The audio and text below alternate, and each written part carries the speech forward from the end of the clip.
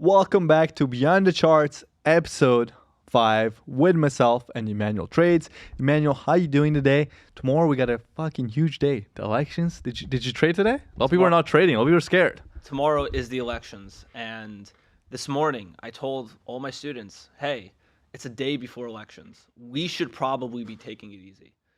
And that's what we did for the most part. I thought we actually did pretty well. I made money, but I wasn't very aggressive, very, very passive. Took a couple of setups. But yeah, what about yourself? Did you trade? Yeah, I mean, a lot of people. I even noticed like when I run my streams, you can see how many people are on, and I noticed it was like 100 people less than we usually have on a Monday. And I already know people are gonna be like taking days off. They want to wait for after elections, which I do like. When somebody takes a day off because they don't feel like trading, I always think it's a win regardless. But I decided to trade. I did do small position size, but actually the price action on the indices was really nice today. There's a lot of really nice setups, and I do wish I said then a little heavier. But I'm happy I got a win. I think I made like $2,000, which is a relatively small day for me.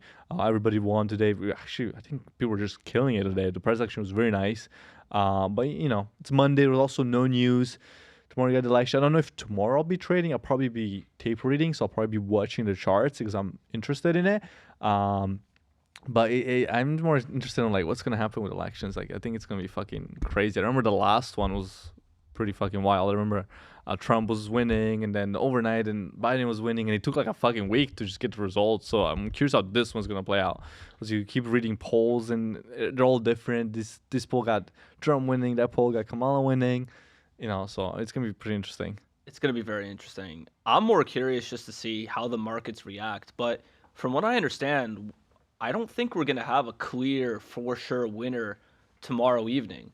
So I'm curious, like, what's going to happen to the rest of the week in terms of trading, in terms of what the market's going to do if, like, there's not a clear, decisive winner. Because, like, wasn't it last election? It took, like, at least a few more days for it to, like, for sure finalize. So I'm curious, like, are we going to see, a lot of people are saying, oh, if Kamala wins, we're going to dump really, really hard. Or if Trump wins, we're going to rally, right? Everyone always tries to predict stuff before the news happens. I always tell everyone just like, you never know what's going to happen. Like you can't predict it logically. Like, you know what I mean? So I'm just curious to see what the market's going to do if we don't have a clear, decisive winner. Or maybe like, for example, maybe tomorrow Trump is in the lead, looks like he's going to win. How are the markets going to react to that? I remember I looked into it because I was curious to see how long it took on the previous elections. And in 2016, we actually got it the same day, the results. 2020 took until Saturday. So it took until the weekend for the full results. But we'll see. I think if it's a super close race, then it's probably going to be a few more days. I was watching an interview with Ken Griffin, and he's in charge as the CEO of Citadel, one of the biggest, if not the biggest, hedge fund. And he's saying the markets are pricing in a Trump win. That's what he was saying. People don't like Citadel. There's whole, debacle with Robinhood and GME. So I think if that's what he's saying, the markets are probably going to be fine as long as Trump stays in the lead or wins. The market at the end of the day just don't like whenever there is something that they're not expecting. Uncertainty. Yeah, uncertainty. So, we'll have to see to really say kind of what happens. And also I've been watching gold. Gold's been making a lot of whole-time highs day after day, and it's been like the past 2 years just killing it. And I think the elections do have a big part of it because if they are pressing a Trump win, they're kind of worried about like, hey, what's the tariffs going to do? Because tariffs could be inflationary. If we lower taxes, that could be another inflationary thing. So I think that in combination with the U.S. treasuries getting sold off due to the Russia-Ukraine conflict, because the USA took all of the Russians' money that was in American treasuries, and other countries are like, hey, I'm kind of scared now. In case something happens, I want to keep it somewhere else. And they're putting in gold. So gold's been mooning. The market is going to be the market. It's going to go up over the long term. But it's definitely like a super interesting times to be in. And that's kind of why I fucking love trading and finance in general. Like all these news are going on and trying to read the charts. Is it going to up? It's going to go down? And then we make money fucking either way it goes. Agreed. I think it's extremely fascinating. I think what's even more fascinating is just reading and watching all of the speculation that's happening, especially on like money, crypto, stock, Twitter. Every person has their own opinion, their own research. It's just fun reading all of it. A theory that I heard is that last week Trump was very much clearly in the lead As a result, the markets were kind of starting to move up. Bitcoin was almost breaking new all-time highs, and then, Kamala started to catch up, and then the markets are reacting to that, which kind of makes sense to what you said that he or the interview that you watched that they're pricing in a Trump victory. Kind of makes sense if Kamala's catching up, where the markets are kind of dipping a little bit. But yeah, ultimately, I think people are expecting something massive to happen with price action, a huge dump, collapse in the market, especially with crypto. Like I think on crypto Twitter, which is a very small section of it's honestly kind of a degenerate community, but it's just fascinating to me. They're all like, yeah, if Kamala wins, like we're like crypto might dump, like Bitcoin's gonna head to 30K. And I don't know. I disagree with it personally. Like I agree. I think uncertainty is what the markets hate. Once we know who's president, the markets are like, okay, I understand what's going on. And I think ultimately, over the long run, we're going to continue higher. It's not going to be a major Yeah, I effect. mean, when you're long-term investing, like if you bought even through the worst, like '08 crash, 2000 crash, dot-com bubble, you would have made money. Like if you just held in dollar cost average, of course, in good assets like S&P, Nasdaq, Google, all these big companies, you would have made money. Um, but with the crypto, it's like such a fickle like community. It's like, okay, Bitcoin is breaking all time high 70,000. Boom, everybody's like super bullish 100,000. Then the next day Bitcoin is down 2%. Oh, is a fake move. We're all going Yeah, back down. It's like the yeah. most fickle, like probably the worst like the finance community in general is like kind of toxic already because everybody has their own opinion, they argue, and they're like who's right, who's wrong about the company. And then there's a sub community of crypto which is even like a crazier place. I know that you're really heavy into. Have you been like adding to your bags? You can't just be like, I just want to wait it out and see, or like. So for me, I started getting in like probably like 8 months to 10 months ago. I started like slowly adding, and then I added to some altcoins a few weeks ago because they were just like at absurd market caps. And I just trade the narrative. Like I mentioned before, I'm really into the AI and gaming narratives. I just have massive bets on those narratives. But yeah, I agree. Like it's legit. Like they're like degenerates. Like Which crypto coins? Twitter. I want to know the Specific names. coins. I want to know the exact coins. All right, for gaming. Or at least the ones that you have the most belief in. If you invest in like 30, but like, hey, 5 might be like just random coins, like Yeah, just no, give me for some sure. good ones that you think For gaming, that people can do research on. for sure, for sure. So for gaming, the three main ones that a lot of people have on their radar and that I really like are IMX, Super, and Beam.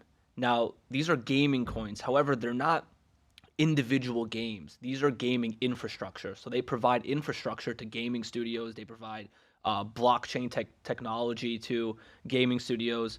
And for me, like, looking at gaming, I would never want to invest in one singular game because, like, okay, that game just might not take off. But versus you invest in the infrastructure coins, well, a lot of gaming studios might use them. So those are the three for gaming. And then for AI, I have AOZ, AOIZ. I have Desync. These are like mid cap, I would say Desync. Well, what's considered a mid cap for the crypto? Like 20 million, 10 million, I like think 50 mid million? cap. I think mid cap is probably like 100 million to a billion. I might be a little off. Like 200 Okay, million okay. plus So is they're probably mid pretty cap. decently sized. Okay. I thought it Yeah, was they're like not 10 like million. crazy. Yeah, not like 10 million. No, like no, I don't have anything like my lowest one is like GPU, which is Node AI. This essentially provides like processing power to AI startups, which, from what I understand in the small amount of research that I did, is a huge necessity for AI startups. Having that processing power. But yeah, I really like Node AI. They're $80 million market cap. That's probably the lowest one I have. It's bigger than I thought, I'll tell you that much. I thought Yeah, like no, you it's like 5 million, you, 10 million. you can go like way more down the rabbit hole of like in going for those Yeah, yeah, really yeah. small projects, but most of mine are like mid to large cap. Even like my gaming, like Super, I think has like a 600 mil market cap. Well, I invested one of the coins I invested in. It was like a degen coin or whatever. Like one of the last really like trades I've taken on crypto in general was a coin called Powell. After Jerome Powell. Powell. Oh, Powell. Okay. So I actually was a $1.2 million market cap. I put in like nothing. It was like $1,000, but it did a 15x. So then I got like $1,000. I turned like whatever the fuck they like 12,000 or whatever I sold it at. I kept a Mm-hmm. tiny bit in. I think it went down, but like those are like that's like the last like degen play I've really made. I've just been holding like fucking boring Bitcoin, Ethereum. I Mm-hmm. haven't really even bought like any of my like long term stocks, which I do like to be actively like investing. I've been just like very like just waiting. I like Tesla after the earnings, but uh, I'm waiting for it to like chill a little bit. I don't know if I like it 20% up in Yeah, a facts. day and then invest the next day. It feels like a little bit like chasing it. So, but like I had a nice dip. So, my buying to Tesla, maybe if it gets into that, there's a daily gap from the news. If we either like tap it or like start filling it, and I think it'll Hmm. be probably a pretty decent buy somewhere in there. So, you talk about AI, like, I know there's been a lot of like dilemma with the robots with Elon Musk. People are like, wait, were they real? Was there somebody talking for them? Was somebody like moving them? But regardless, if they fucking make those robots real, like that's gonna be like life changing, like to the world in general. 100%. That's why I just have such a massive bet, like where I think any company that has AI next to it is literally just going to have an increased valuation just because it has something to do with AI. Like we've seen it with Nvidia. Like Nvidia went absolutely nuts, and like the whole narrative around Nvidia is AI. So that's why like I think, I put that massive bet with crypto that okay, Do when you it, fear that's gonna be a bubble because like this was the same thing that happened in 2000, where okay, the internet is the new best thing, the next best thing. And now, yes, the internet did play out, but like you don't know which company like to bet on. Now, that thing I like about Nvidia and Tesla, that's like, yeah, I'm betting like they do have some stuff with AI, but like they also have Tesla makes cars, they make money, like it's a proven company already. I'm not taking it as risky of a company to like investing like some startup, and like you even see with like companies like ChatGPT or whatever the fuck they call like OpenAI, they're like now they're changing from a non-profit, they have to be a profit organization because actually they're not fucking making that much money. So like that is one kind of worry I have. It's a bubble, but if it's a bubble, I can finally take advantage of a bubble, which means like what goes up comes down faster. yeah, that's So true. short selling, a lot of these companies, like I'm not saying it's gonna happen, but if it does happen, I feel like I'm finally an experienced enough trader to see that's like, hey, you can make a lot of money on the way down as well. Sometimes even much faster and more than on the Hmm. way up. Because the old saying in the market goes, take the stairs up and the elevators down. Yeah, no, I know what you mean. Just from a day trading perspective, I prefer to go short than to go long because I feel that the emotion of fear is stronger than the emotion of greed. But I don't arguable, you know what I mean? Like I I mean, feel, you just want to see the world burn. It's fine. You want to see the market crash. You want to see people lose money. Their 401k gone. I don't want to, I don't want anyone to get hurt, but all I'm saying that in theory, a lot of people are like, "Oh, you're a day trader. What happens when the market crashes? You're going to be totally screwed." And I'm like, actually, like literally completely the opposite. If the market was to crash, like if we had like a flash crash, it would make day trading so much better. There would be so many opportunities. It'd be insane. Not to say I don't wish harm. I hope it doesn't happen. But if it does happen, I'm gonna capitalize on it. I don't think. Do you think that's unethical? This is a bigger, broader scope question. But I got this. I have gotten this question. Let's say the market collapses and you capitalize on it. I Is it mean, unethical? no, I think it's totally ethical because hey, you first of all, nobody's forcing you to invest in anything. So if Yeah. you put your money in a company, like I have companies I'm invested in, if those companies went down, it's on me that like, hey, I'm willing to bet on this company. I'm willing to make money, and because if it went up, you would have had the reward. So in life, it's everything. You gotta give something, you gotta get something back. There's nothing in life that's only pros. It's always a pro to con. So in case it does go down, maybe either you didn't have the right, proper like stop losses or whatever in your investment, and you lost too much money. Like I got burned many times on companies. So it's kind of like the markets at the end of the day for trading financial markets. It's not about feelings or ethicals. It's all about like you're in there to make money, right? And it might be 100%. shallow, it might be whatever, but it's just what the markets are. They're trying to make money to the upside, to the downside. You gotta be prepared for all scenarios. You gotta be prepared to potentially lose money, prepared to potentially make money. And if you go in because you're ignorant on how the financial markets work and you're just naive, hey, tough luck. Maybe next time you can learn your lesson. And before you start putting your money in certain places you're not educated enough about, you'll think twice. It's kind of like I've given this example before, but when a kid touches something that's hot and like he doesn't know it's hot, but they fucking need to learn. I've been burned when I was a novice investor, listening to freaking penny stock on Reddit and investing in it, and then they went bankrupt and I lost some money on it. But I took that rather than being like, "Oh my God, this is unethical. They took my money," and go cry. Like, what are you gonna cry Yeah. to? There's nobody to cry to. I just took the education. Like, okay, how can I not make the same mistakes, and how can I capitalize? Be on the other side of the trade, like people that made money off of me. Because on the other side there's something called a short squeeze, and a lot of people don't understand it. So people that are short selling, they get trapped because the price goes up too fast on a stock, and they have to sell their short positions, which means buying a Covering, yeah. position, covering their position, which means they have to buy the stock they were planning to they were short on, and that causes the stock to go even higher. So the guys who are long are like milking all the guys that were trying to bet on the stock to go short.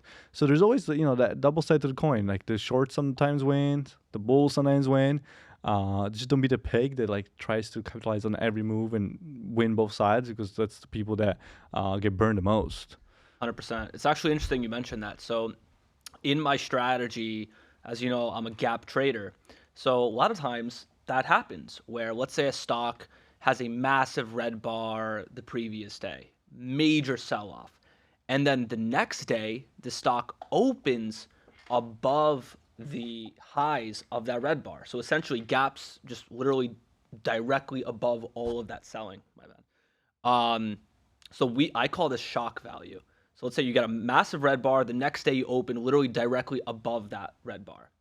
And for me, when I see that, that's a very fascinating opportunity to potentially go long. So I will closely watch that stock for either a breakout, retracement, a way to get in it long, because as the price increases, like you said, it puts pressure on those short sellers. They begin to cover, then more buyers are stepping in. It creates kind of this snowball effect of buying, where I'll try to take advantage of it with a gap. You know what I mean? Where it gaps up and I'll get in. So it's very like powerful type of setup. It also works, in the opposite way. Let's say you had a big green bar the previous day. The next day you open below that green bar, right? That shock value, and like I'll capitalize on that too, going short. So like 100% agreed. Do you use key levels such as previous day close within your trading? Like for me, with the indices, for example, today, I was keeping an eye out on what we call the new weekly opening gap, which means price closes on Friday, 6 p.m., opens up Sunday, I forget, like 6 p.m. again, 6 p.m. to 6 p.m. So that creates usually an overnight small gap.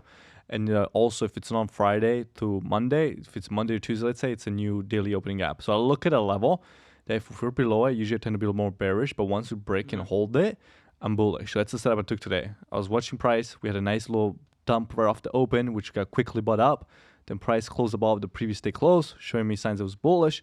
Looked for other confluences, took it long. We took out the pre-market highs, and that's a key level that I watched. Previous day close. I also like to watch the previous day open sometimes. New monthly opening gaps as well. Do you keep an eye on all those levels on your strategy or no? Not really specific levels like that, but we definitely look at support and resistance, like looking like if a stock is dumping into a major area of support, and I see a reversal opportunity, I'll be like, yeah, the fact that it's also dumping into support, plus with my other amplifiers or qualities that I look for in that setup, I can look to play it long, but not specifically like those type of key levels. But I'm like interested to see. We should do it one day. We should like bring out an iPad, like, and get like bring up like the market or stock or something, and then have you analyze it based on like your approach, and then I'll analyze it based on my approach, and like see the differences. I'm sure that'd be really interesting. What if we did something like I trade my strategy, but on the stocks you would trade, and then you trade your strategy on the indices? See if that would work. I don't That know would if be I don't know if yours will work on the indices because they don't move. Like if you look for the gaps, like sometimes there is a gap, but it's like usually needs some kind of news to kind of help them move. hmm But usually it's like more like chill, I guess, the indices than like a regular stock. we sometimes do honestly like see setups on the indices, like mostly the Qs. That's what I look at. A little more volume, a little more volatile the Qs.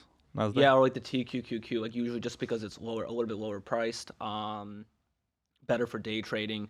But in terms of the gaps, like I I apply my strategy on the stocks that are gapping, but I could still apply my strategy to other stocks that are non-gapping as well.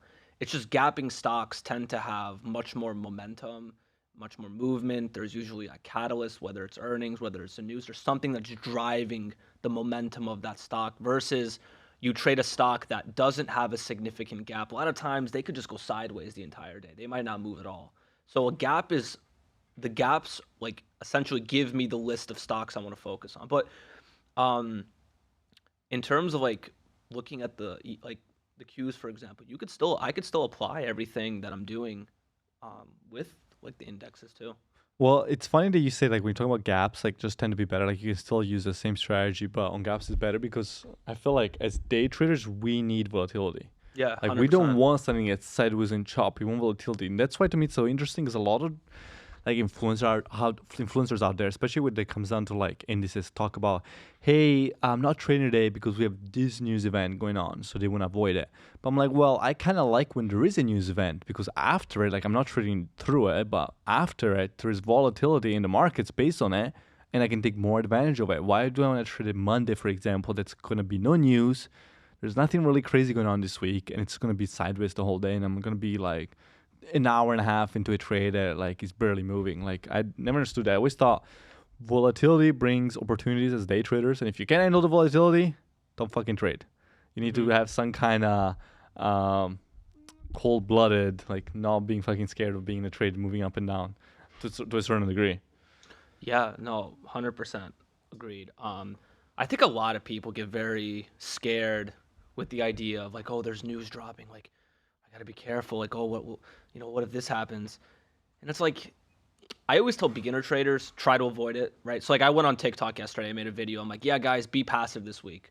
But ultimately, there's a difference between not trading at all and being on the charts and not taking setups, right? There's a difference between not trading versus being prepared to take a trade, right? Because sometimes I'm prepared to take a trade, but I won't trade just because intentionally I'm keeping it easy versus you're not trading at all. There's a big difference where, so I don't know when people say I'm not trading today, is that more they're just not on the charts at all or they're there, but I think from what I understand, I guess everybody's different. It's more like just not watching it at all. And I always thought like my theory is always like there's a lot of fake traders in the space, and like they just want as many days possible to not have to trade, so that they can avoid like actually like looking bad. So I always thought that was my reason. It's like why they push so much, like avoid all this news or like some small like even when the news is not even like that big of a deal, they're like yeah I'm not trading. So like that's what I thought like always what it was. But now like you say like taking it easy and like de-risking is different too. mm-hmm. 'Cause, like you can take like let's say I'm expecting more volatility. That means there's gonna be a lot more movement. So maybe rather than putting up $10,000, I want to put up only $5,000 into my trade because I'm expecting maybe a bigger move. Or if it goes the opposite direction, I might take a bigger loss because, for example, with indices, it moves by points, right? So let's say the Nasdaq is at $20,000, and let's say one candle typically is like 20 points, right? But then if it's a more volatile day, like there's news, FOMC or CPI, then the range of the day would be bigger. So a candle that would typically be like a 20-point candle might be 40, 50 points. So then now you do want to do risk because you got to take that bigger range in Mm-hmm. account in case you do Yeah. take a loss on it, right? So if you don't want to lose more than what you typically do. So I think that's like the main difference with it. Now, if there is an event like holidays, I'm like a half day in the markets. Now that's a different sort of not trading. Because a lot of hedge funds, banks, whoever's moving the markets are more likely not to be there. So it's gonna be low volume and there's gonna be small moves typically, Yeah. right? Like really tight, small ranges.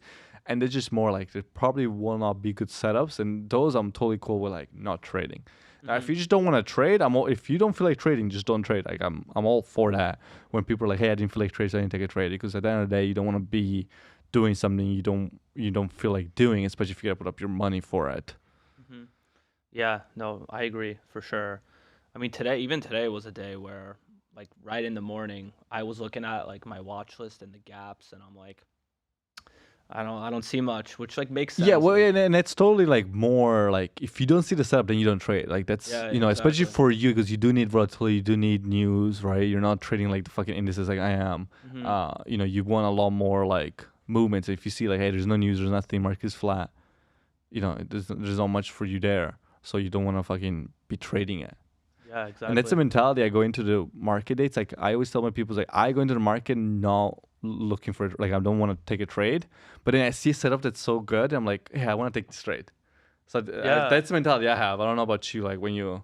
so, yeah, for sure. Like, there are some times where I'll be like, yeah, like I'm probably done for the day, and then I see a setup, and I'm like me passing on this would be a mistake. Like, I'm like, I have to take it. Like, there was a setup today, and it was honestly very just pure unlucky. There was like a really nice reversal opportunity, and I got in, and started to go my direction, and then went down, hit my stop, right, which is fine, but then it held my order. It held my order. Then it started to drop, and it wasn't filling me, and I'm like losing more money. And I'm like, yo, like, why is it not? Why is it holding my order? The stock is doing like 10 million shares. It's done 10 mil today. Why is it holding my order? And at some point, I'm like, okay, like I have to get out. So I canceled my order, flattened it, right? And then the price in which I flattened it was the bottom. And it literally, as soon as I flattened it, went straight up, went right to my take, like to the target.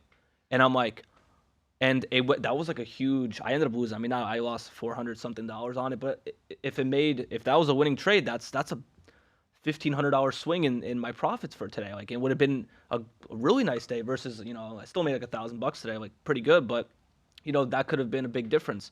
So that was very unlucky. But that was I was done trading, but then I saw that setup. I'll show you it after, and I'm like, okay, this is a little too good to pass. Did you get any form of like tell? Because it happens to everybody. That's like sometimes you exit and there's the exact bottom, and you're Literally, like, damn like it, the and price, you're like perfect, like literally. it's gonna happen all the time, and like it happens to me still to this date. It's you can't avoid it, but like, did you feel like any form of tilt, or you just like you master your emotions, so you're like, you know what, whatever. I was like, it was like one of those where I'm like, oh, seriously, like come on. But in the back of my mind, I'm like, I had the right idea. Like it was a little unlucky, to be honest. Like I chalked it up to, in the moment, it's like, damn, like come on. But at the end of the day, I'm like I did the right thing. Like I followed my plan. I thought I traded it. I thought I, traded it fine. It's just So a do little you unlucky. use a hard stop loss with your trades? Like you enter a trade and you're like, hey, I'm putting my order there, and if it hits, I'm Oh, out. Like a limit order. In that case, yes, because so whenever I trade reversals, right? So the stock is dumping, dumping, dumping, right? And then I get my setup, I enter. My stop loss is always under the low of the reversal or over the high of the reversal if I'm going short, right? So in that case, it was fixed, right? And then I placed my stop loss because I'm like, yeah, I don't want to pay attention to it, and just holds my order. I'm like, so if I literally just canceled it and like waited 10 seconds and it started to move up, I would have probably like just stayed in. Yep. But it is what it is. It's fine. Like at the end of the day, like a lot of my students ended up doing really well on it too. So it's like splitting hairs. If I had 1 second delay, I would have ended up doing well on it. So a I little mean, yeah, unlucky. and it's gonna happen. It's exactly. It's a part of like it's part of trading. I do it not all the time. I do it pretty often. Sometimes I get into trade and it hits my stop and I'll get out, but I'll still watch it for a few more minutes to see if it goes back up above. Then I'll take a secondary trade on it. I'll take the yeah. same exact trade with the same stop, because a lot of time, especially the indices, love to do this. They love to like fake out a move Wick you out, yeah. and wick you out. With I just broke the fucking mic, but I fixed took it. it off. Oh my god. Anyway. But I use I call them soft stop loss, and it's a very like controversial topic because I'm usually looking at a zone. So let me give you an easy example. Let's say I'm looking at like a dollar, like a 3 to 5 point zone or something where I'm expecting either a bounce for a continuation or a reversal. I know the market likes to sometimes, a lot of times actually wick past the zone because they know people are going to set hard stop losses and take people out of trade, and then complete opposite. So I like to have a soft stop loss. Usually it's a 1 minute candle close past the zone that I was watching to either reject or continue wherever the zone is. Now, a lot of people don't like this because they're like, hey, but what if there's a big candle against you? It is what it is. Sometimes it's going to be the con, but the pro is I can avoid getting wicked out of trades when a lot of other people get wicked out of trades. Now, I'm always taking into account potentially what roughly should be my stop loss. It might be a little bit more. So I'm taking into account in every single trade that I take, regarding my size. So I'm okay taking a little bit more risk. But that's how I set stop losses. And I see it like way too many times. People just set like limit orders and they think like, yeah, I can time the market to like the cent. And a lot of times they get stopped out and then it goes their way. Now, sometimes like if I have to walk away, or like it's a really risky trade, it's like it's not a high quality setup, I'll set a limit order too because I'm like I don't really want to risk that much. But most often than not, it's like what I call a soft stop loss, and it's pretty controversial. Like a lot of people give me a little hate for it on like social media and shit. I was like, I'll be honest, I'm kind of like the same. Like I literally like 5% of the time I actually set a stop in the system. Most of the time, like I see, if I see approaching my stop, Like I'll just manually exit unless it's like a trade where I know it's probably gonna take a few hours to play out, and I'm like going, I don't know, like stepping away. I'll be like, yeah, I'll place a stop just in case something happens. But yeah, the markets they do that on purpose. Like the market, I don't know if it's the market makers, but you set a stop. There are times where they will literally hit your stop perfectly and then go in your direction. And it happens to my students a lot of the time where we're in the same trade, it stops them out, doesn't get me out because I'm like, yeah, like you know, I didn't set my stop. I just kind of, I decide when I just manually get out, Like, does that happen to you often where when you do, they literally like almost perfectly, like oftentimes? Yeah, I mean, look, if you're looking at the key area, like the market will see, and now you can believe, a lot of people believe the market is an algorithm, and I personally don't. I think there is algorithms out there, but it's not just one that runs the market. I don't believe ICT got kidnapped and developed the algorithm and Oh, you became don't like the believe market. that? Yeah, it's like it's kind of like believing in the Santa. Maybe when you get guys that are brand new to trading, they kind of want to believe that, but it's not true. But the market, what they will see, okay, the market is you think about buyers and seller pressure. That's all it is, buyers and sellers.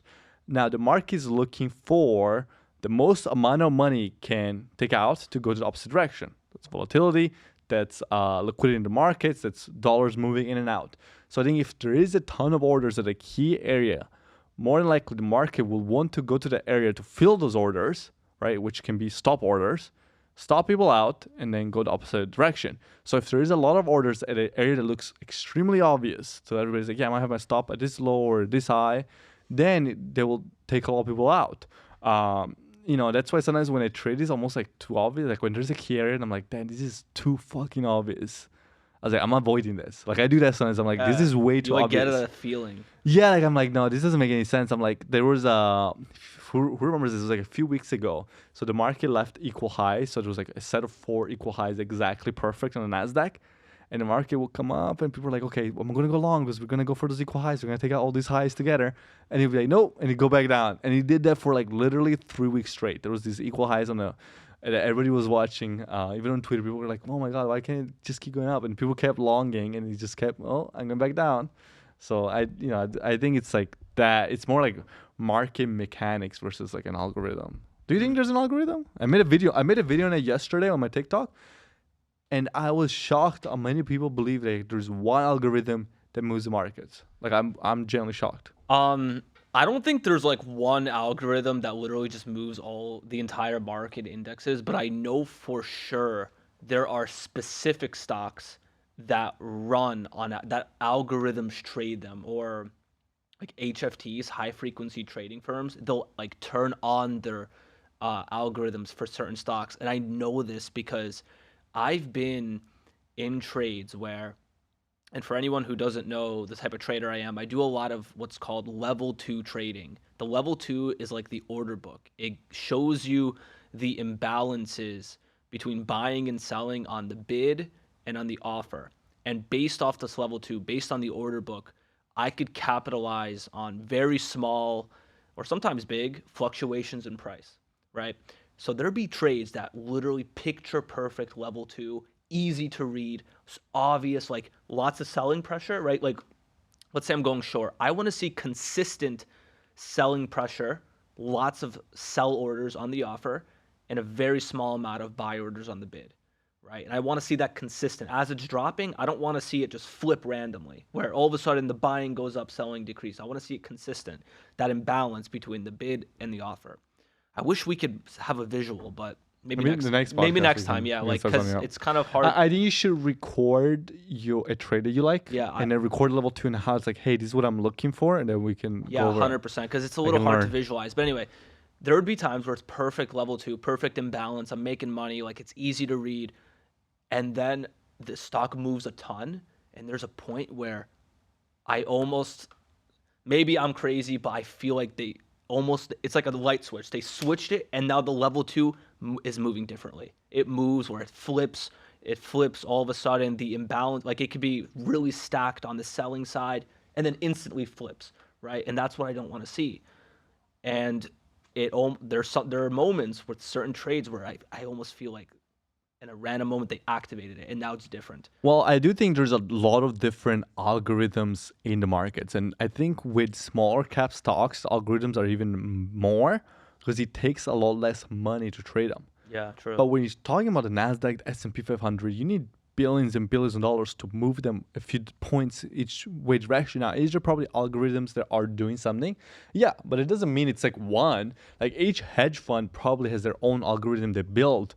They probably got hire some MIT guys, some really smart guys, way smarter than me. I did go to Harvard, but it was just a community college version, Yeah. so I didn't get hired for those jobs. But they create some kind of like system that's like, hey, if we see X Y Z, it buys or it sells, and it's Yeah. usually really quick Really quick. movements. They're trying to scalp pennies, but Yeah, pennies pennies. thousands and thousands of times. That's it's essentially really what I nice. do. Yeah, like we scalp pennies. Yeah, literally like those algorithms. Except obviously, I'm not trading with Do they're- you they're- do you use hotkeys like a freaking video game? You're like buy, sell, half. Like there's some traders that I know that trade. What Yeah. you do that you trade. A guy that I like to watch a lot is Lance Brashlane. He trades a lot similar to how you trade, and he uses hotkeys, and he's all about being fast. Like Yeah, you he have be to be in and fast. out like something. I use the mouse because I'm so used to it, and like I'm like really quick with it though. Like with like I can, what I don't like. I know what you're talking What about about getting keys. remote? What if you're like a control, like there's like like Yo, in video you- games, you're like yeah, you- get an Xbox You controller. actually, like honestly, there's so much There custom. probably is. There's You can gotta be. customize Thinkorswim is so like customizable. That's the one. It's so different from any other platform. It's like in its own world in terms of I platform. used to I have a code on Thinkorswim. It's a pivot point. So people, if you don't know people, a pivot point is like it marks kind of like standard deviation. But I have a custom one I got from one of my mentors, and I still use it to this day on my Thinkorswim. And today marked the exact fucking bottom. And I was looking at the market, opened up, sold off. Everybody was like, "Oh my god, it's extremely bearish. I don't want to get in this trade. I don't want to go long." And I'm like, "Fuck that. It's the bottom is fucking here, and the bottom was right fucking there." And I'm like, "Damn." And then that's a code that the guy was only able to make because on Thinkorswim you can literally like Yeah, you code code things, stuff, yeah. code things in, and he made this code, and it's only me, him has it, and like I think like 5 people in total, and that was the fucking exact bottom, and I used it a lot of times. It's some form of standard deviation. I'll be honest, I don't fucking know how he did it.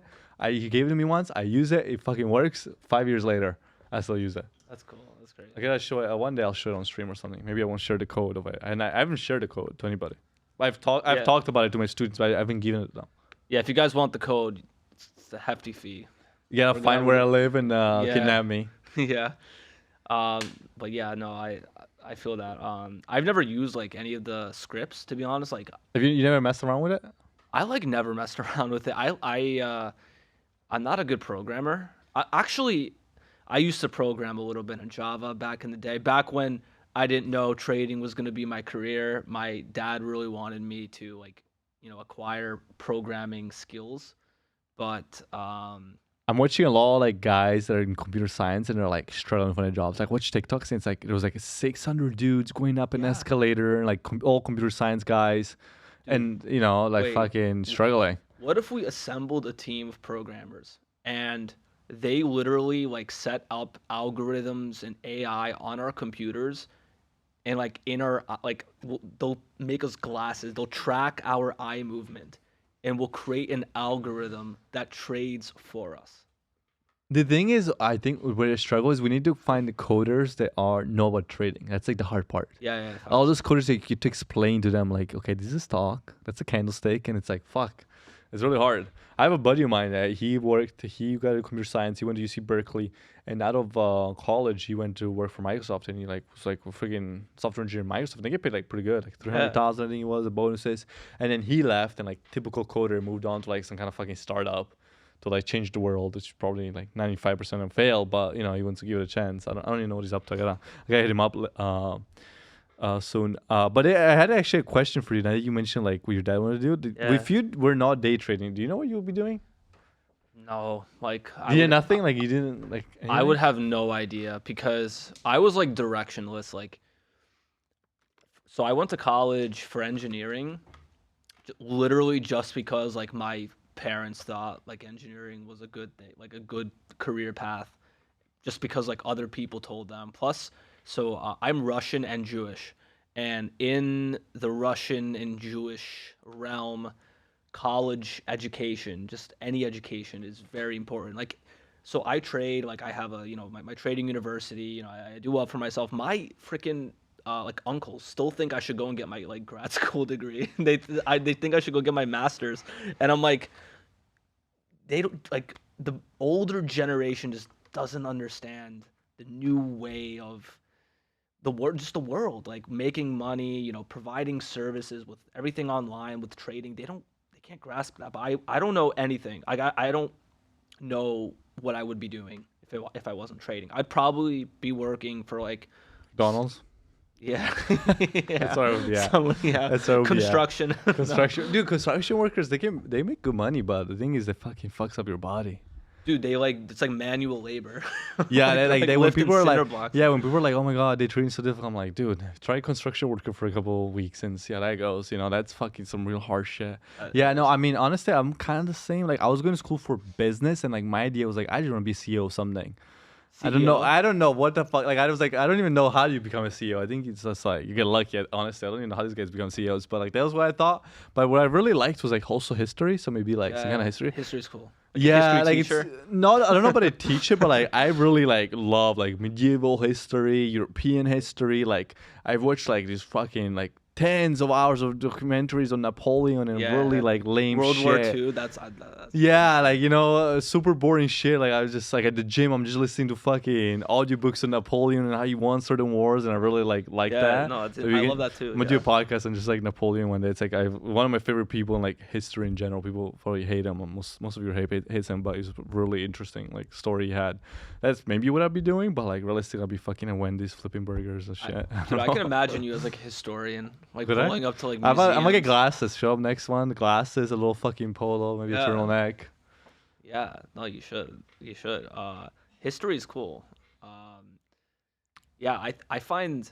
What about the history of trading? You ever? I you ever did I any look I research? do watch some videos, like not a ton, because like I don't want to be like too much, like like we talk about over learning about trading. Like sometimes I do not want to know about certain things about trading because I don't want to think about them, and then Yeah. I get affected easily, especially if it's like a really cool event. But I do look at stuff like I watched I think it was like a couple weeks ago. I watched a video on a guy in England that he made $30 million day trading by spoofing. So he would make a fake order show up on the level 2. Yeah, yeah. So people would sell everything like, okay, Yeah. these orders are gonna get filled, which is illegal, by the way. Yeah. I guess he didn't know. And then he kind of caused a mini crash for a day.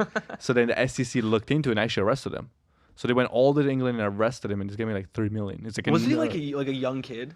Yeah, he was like a nerd. Like He was like from 15, right? Yeah, no, I don't know if he was 15, but like he was like in his probably mid-20s, and Oh, I like thought he he was was like young. super like Yeah. geeky and like nerdy, and he fucking crashed. I think it was like in 2018. I want to say, I could be wrong about that. But it's a really cool story. It was on YouTube. I think on Wire. I think it was on YouTube. And I was just listening as I'm working out. Like I don't really like. I like music, but like I try to like be productive and listen to like Yeah, interesting 100%. stuff I can learn. Yeah, the SEC ended up arresting him, but then he got bailed out because he gave the money back and like taught him how he did it. He's like, hey, this is how I did it, and then so they can fix it. And yeah, so I watch like shit like that's pretty interesting. I find the whole 2008 financial crisis like extremely fascinating. I've probably seen The Big Short like 5 times. Like, You know what's crazy? I never watched that. Like it's probably like a sin as a day trader. I didn't watch it. I never watched that. the first time I watched it, I like didn't understand fucking anything, and I was like, yeah, this is a great movie. I didn't understand anything, and then, so in college when I went to Georgia Tech, one of my last classes, I was in. So there was this class, and the professor used to run like $1 billion hedge fund. He was like in the 70s. He was just teaching for fun, and he had an assistant that he used to run the hedge fund with, and they were just teaching like literally just to pass time and like genuinely like help students. Bro, I would submit like assignments like 3 months late. He would just give it 100. Like he doesn't care. He just wanted to teach us. But That's me if I was a teacher, dude. Yeah, I'd be no, like, he pass was everybody. he- Fuck the school. and he taught us how to analyze stocks intrinsically, like fundamental analysis, like how to find the intrinsic value of a stock, and he would teach us. And every single week or every 2 weeks, we had to pick a stock, and we had to submit a report on that stock based off our findings, based off looking at the financial statements, the income statement, balance sheet, statements of cash flow. And we had this model, and we would find the intrinsic value, and then we would have to do a whole presentation about it. And the funniest thing is that I did and this was a year and a half, 2 years ago. And So I did my presentation, and my model was for NVIDIA. And this was before NVIDIA like went crazy. And I literally came up to the class. I'm like, yeah, like according to my model, like I'm a fucking expert. NVIDIA is like massively undervalued, like extremely. Like in fact, the entire semiconductor industry sector is completely undervalued. And I presented it. He was like, "Yeah, that sounds good." And funny enough, I actually put money into NVIDIA. I put in, I don't know, 10K. Like I was, just a little investment, and I'm up now. I'm up like 450%. And the only reason I bought it is literally because I did that report. But the point I was trying to make with the whole story is that he taught us like the very ins and outs of the financial crisis, of exactly what happened. And after learning about it in class and then rewatching the movie, it was so like it was just a whole different experience. But that class, I would say, was literally probably one out of three classes that I actually found value in, because he taught us like real life stuff. I still have all of my models. I did a model on PayPal too. I literally bought PayPal because of it, even though PayPal dropped. I think I don't remember what price it was at when I did it, but yeah, like that was the one class where I actually learned fundamental analysis. It was really interesting. I mean, look, if you're like a hedge fund, I think it's a lot of what they do is like fundamentals and technicals. And I do think there is, especially if you're like long term investing, like, hey, I'm looking to put like park $1 billion in a company for the next few years. I do think a lot of it should be fundamental Yeah. analysis based. I don't think it's only technical analysis. The way I always looked at trading is the way we look at philosophers in the past. For example, you have Aristotle, and Aristotle believed the world is meant to live this way. But then you have another dude in Italy, Machiavelli, which he lived in a different time, and he believed the world was inherently always evil, people were evil, and that's the way he believed life was. And then you have Socrates and all these other guys, Shakespeare. I don't know if he was a philosopher, but you have all these guys that believe that that's how the world should be. And I think trading is the same. There's a lot of different people that believe a lot of different things, and they all can work, can be profitable. They do make sense in their own way. And like when we talked about when we did the podcast with Max, it's like you can have 50 different people that invest or trade 50 different ways, and they all can make money, because it's not just like a one size fit all. If it was just black and white, it's either like everybody be making money. So it does need to Yeah. be some kind of like having your own perspective Your that own gives you a touch. really small edge.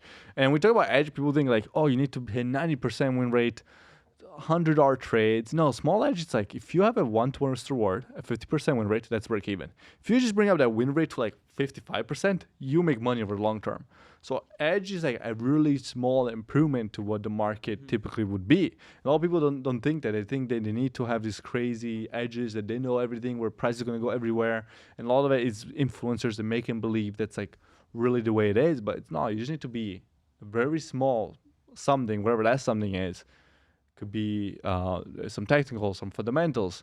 That makes you slightly more profitable over the long term. Then you stay consistent, you don't make dumb mistakes, and you freaking make money. Yeah, no, 100%. We got about 2 more minutes left until we're going to do the question segment, but I'll leave off this topic with oftentimes I find with more experienced traders, the ones that have, the technicals, they know their setups. They're quite good, right? The difference between them being a good trader and a great trader is the psychology, even for experienced traders. And I'll just explain like something personal in the last essentially month. After I got back from Italy, I took a really 10-day break from trading, didn't trade at all, didn't think about trading. And I made a very interesting decision in my trading. I stopped looking at my P&L throughout the day. So I can't check. I can only check after I'm finished trading. And I noticed that small little difference has actually helped me like significantly.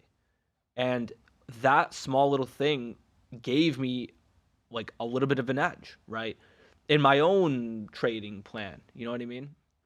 And I think there's a lot of traders out there that are skilled. They're decent traders. They can make money, but they don't have that psychology. They don't have that grasp over their emotions where almost you have to find the edge within yourself.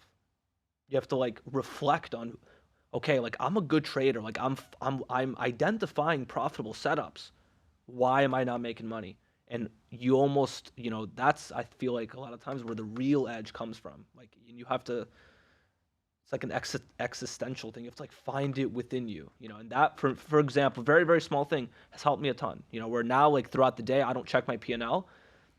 Like I stick to what my trading plan is versus me P&L trading. You know what I mean? No, I understand that. It's like an old saying. I had a guy, I forgot who told me about. I had somebody tell me once, take care of yourself, master yourself, and then the world around you is all, Yeah, it's it's yours. all gonna get better. Versus trying to change all the things that you can't change. Like I'd say me as a person with trading, I can't change if the market's gonna go up or down. It's gonna go up and down, and I can only try to catch a piece of the move. I can't let it decide where it's gonna go. Or I don't know what stock I'm gonna trade for the day if I'm trading a different strategy. But what I can do is I can make sure that me myself, I'm in the right state of mind. I'm not being greedy. I'm doing anything that I can within myself to be in the best situation that I can be and then take advantage of the opportunities that come up. So that's the way I always see in the markets. It's very similar to the way that you see it. Yeah. So now we'll take some questions. We have about 10 more minutes. Um, um, let me see what are some good questions. So we get a lot of lame questions, guys. So if you're leaving questions, please leave good ones. Like I don't want to leave. Like it's always the same shit. Like, oh, how do I become profitable? We've Yeah. answered it a million times. Make it interesting. Make it fun. Well, that's a good one. What is the thing you struggle with the most on your journey to be profitable? Was there something that stuck out to you? They were like, hey, this is one fucking thing. It was just like a pain in my ass, and it kept me from being profitable. And then I had to really work with it to get better. Um, you go first. I gotta think With about this. me, it was I always was one of those really, really skeptical people. I think everything was a scam. I thought everybody was a scammer. I thought all the courses were stupid. So I never fucking bought anything. And I spent my first 4 years trading, watching like 1,000 different YouTube videos, and I could never like pinpoint exactly on how to trade. Then I was literally just lucky enough that I knew a guy that his dad actually traded, and he taught me some stuff that actually made me good, and I was able to scale it up. But on my own, I wish I had done sooner by some kind of education, or even if it was books. I didn't even buy books, literally nothing. So invest in education a little bit more. And it doesn't go only with like trading. I would say just like every aspect of my life. Maybe it's like I have a big ego that's like I just want to figure out my own and not get help. So I think that really like I had like my learning curve was very, very, very slow. Like it took me forever to see any kind of improvement of results, where a lot of people would have given up. But luckily I enjoyed it so much that I like stuck around and did it. So I just wish I kind of invest in education more versus being scared of everything out there and scared of everybody. I actually thought of something. So for me, interestingly enough, so with my father's mentorship, I was able to essentially become like profitable immediately, which is like very different from your path. But the one thing that has always been a little bit of a hindrance in my trading, it's still like at times is where there will be times where I'm like not aggressive on my setups, like where I'll like won't size it to how much I should be sizing it, right? It's much less of an issue now, but like around a year or two in, I would look at my skill level. I'm like, I feel like I'm a really good trader. And then I would compare myself to other people who are like, I know for a fact, not as good traders as I am, yet they have bigger days than me. And I'm looking, I'm like, why is this happening? And then I would review my trading and be like, yeah, why did I not make like way more on this setup? Like, why did I undersize it? Why wasn't I very aggressive? I knew it was my setup. And now I'm way better with this, but even still, there are times where like I'm almost too conservative, like, and which is actually a really good thing in trading. But there are times where that was always my issue, being a little bit too conservative. And I guess every time I raise my risk, you know, obviously my risk goes up, but sometimes I still remain conservative based on what my new risk is, if that makes sense, you know? Yeah, you're not sizing up enough. Enough, yeah. And I always believe that 80% of your income in trading comes from 20% of your trades. Exactly, yeah, So the exactly. really like A plus setups should be taken with a heavier size, because they're very far and few in between when it's a real true like A plus plus setup that's gonna work. And that's what I want to be the most in, and try to hold as much as I can and try to milk that trade as much as possible. While people think everything is an A plus setup, and they don't realize most trades are gonna be small wins, small loss, break even. And then you're gonna have one or two. Sometimes it's one, or like last week, I made most of my trades were between $800 to $2,000 P&L. I had a couple of 4 or 5,000. right? And my losses were like 1 to 2,000. But I had one day or one trade, I made $16,800. So like probably 40% of my P&L came from one trade last week for the whole week. Why? Because it was an A plus setup. It was my patented now Friday strategy, which I made fucking 100 videos on. It's every time it's shown up. The last 17 Fridays, it's hit 16 out of the last 17 times. I saw it finally happen last Friday. I went really heavy. I took one position long, no, 4 positions long on ES, two on NQ, and 16,800. And I think I scaled out on NQ with another like 5,000. So over $20,000 a day. But compared to the rest of P&L for the week, it was way more. Why? Because it was a real A plus setup. I know the win rate is extremely high, risk reward is extremely high, so I took it heavier, and it paid off. So Yeah. a lot of people don't know that, don't understand. They think everything is like the same, Yeah, which is 100%. I not. agree. Uh, how do you scale once you're approaching break-even stage? How do you get out of break-even stage? Oh, so one of the first things that my dad taught me is your first goal should be to become a break-even trader. Don't try to make the big jump of going from beginner to profitable. It's very difficult. Try to go from beginner to break even and then break even to profitable. If you're a break even trader, and I'm talking about like literally consistently, every day you're able to at least not lose money, you are 70% of the way there towards becoming a profitable trader because you probably mastered risk management, you know how to limit your losers. From there, in terms of becoming profitable, it's going to like vary for every trader. Like some trader, maybe you're not being aggressive enough, like we just talked about, or maybe you're not managing your winners, like you're getting out too early. Maybe you have to limit the amount of setups you're taking. Maybe you have to take more setups. The only way you're going to figure that out is by journaling and like review. Every time you take a trade, write it down, or after the trading day, review all your stuff and try to figure out what's stopping you from making money. It's so personal. Every trader is different. You have to journal, you have to review your stuff, analyze it, right? And that will tell you the answer through that process. Yeah, I think a lot of the break-even stage is just avoiding dumb losses. There's so many losses that we take, especially as beginner trader, that are like it just shouldn't even be a trade to begin with. I think a lot of it becomes also like just sit around and like you're just watching the chart all day long, and sometimes you just get bored and you start taking like low quality setups. And I think if you removed those, you'd probably be a positive trader and not a break-even trader, just removing some of the losses versus actually seeking like any more wins. And it's just removing the losses or lowering those losses. So I think limiting your trading is a really key component, and that's why me personally I like to only trade for like 2 hours, sometimes a little bit longer, because I'm really big on believing that you gotta preserve your mental capital as well as actually your capital of your dollar bonds. That's why when people are like, oh, if you just trade all day, wouldn't you make more money? No, because then you Yeah. start feeling stressed, you start feeling like tired, you start looking at the charts and you just want to take a trade because you're getting bored. That's why it's like when I'm done, I'm out of the trade. Maybe I'll have a runner. I'll just have some limit orders, like in case it stops me out in the green, or it'll hit my last TP, or I'll keep it. I'll turn it off. That's why I try to go to the gym right away. Try to build that routine. 9:30 trade, 11:30. I'm getting ready, going to the gym, and then just be done with the charts for the rest of the day. Go work on other stuff. So don't sit there and watch like all day long. Hmm. That's I think a big one for me. And on the same topic, like, do you think when people are not like outside of the actual trading, like taking trades itself, what can people do to get better at their trading? You think it's just like watching videos, or is it more back testing, forward testing? Honestly, so I'll give you an example, especially with my students. The students that I see find the most success the quickest. And like I had a student, Yuri, who's literally 18 years old. He hit his first 10K month 3 months into his career. I had a student last week who's on I think he said 8 day winning streak. He started less than 2 months ago, right? And I'm noticing the ones that do the best are the ones who literally just spend an extra 30 minutes to an hour, hour and a half of just reviewing their trades every day and like finding those mistakes. Like you said, as a beginner, you're gonna make a lot of mistakes that like are gonna just lose you money.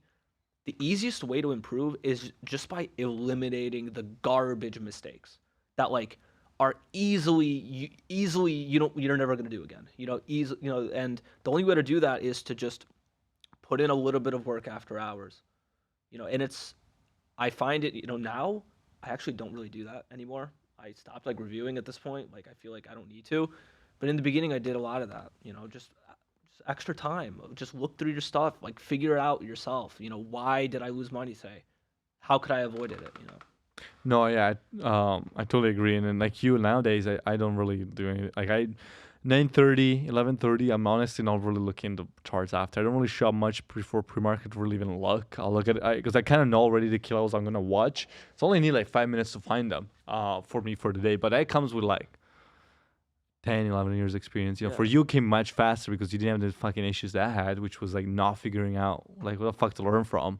So Yeah. like that's a big one. So like yeah, that helps. But it took me much longer, and it's funny because like the learning curve, like if somebody can just make you profitable, like they can't just snap their fingers. You do gotta have something like in you to like this is for you.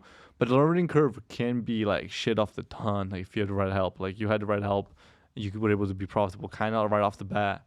Yeah. I had to figure out my own help, and it took me much longer. So like I think it's like when you seek for like education, it's more like helping you shave off that learning curve. It's like, would you rather like try to practice basketball by yourself? Like you'll eventually get good at shooting 3-pointers. You just keep shooting them. But Yeah. imagine now you're training with Steph Curry that you can be okay. You're gonna shoot exactly like this form. Like you'll get much better shooting much faster than by yourself. For sure. I always use the analogy of like, would you rather read a book and watch a video on how to drive a car? Like, you can't learn how to drive a car by doing that. You have to actually get behind the wheel and drive. Compare it to watching videos and reading a book on YouTube on how to drive a car versus you're driving with like an F1 professional race car driver.